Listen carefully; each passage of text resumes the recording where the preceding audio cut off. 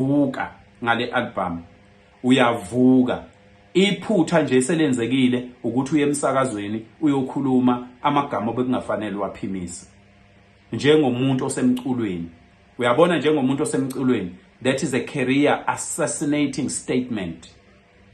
It's a career assassinating statement. Uma kungenzeka kuvuma, bizo lami Khuba Gawozi wena wendlovu, uma kuvuma, please retract that statement. Xolisa, uyisuse leyanto, uyixolise, uyisuse ngoba ubizanga gama lamuntu, uxolise egameni lomculo and other genres, because izokulimaza leyanto, izokulimaza lokho kwangempela, izokulimaza bizo lami.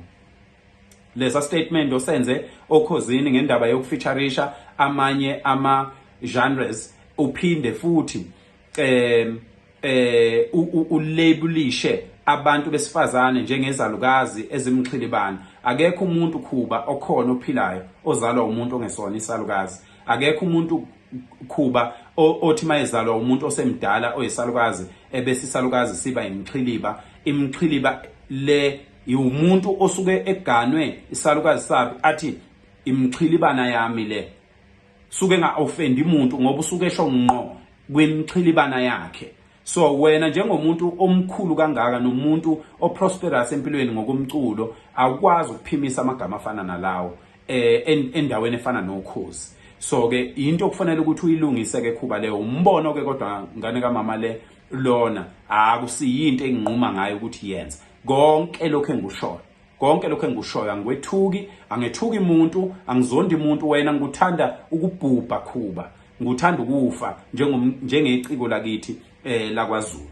Ngikuthanda ukufa njengawo wonke amaciko akhona. Ngiyakuthanda mfowethu, kodwa kukhona izinto thina noba nisibona nje siphathe induku esizaziyo, esizazi seriously and deeply, esedlula abantu abanye.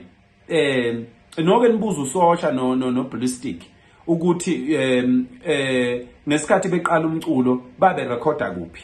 Nike nibabuze nje abafowethu bayaphila lapho uMapholo bamaqadi ayaphila la. Niwabuza ukuthi babe recorda kuphi.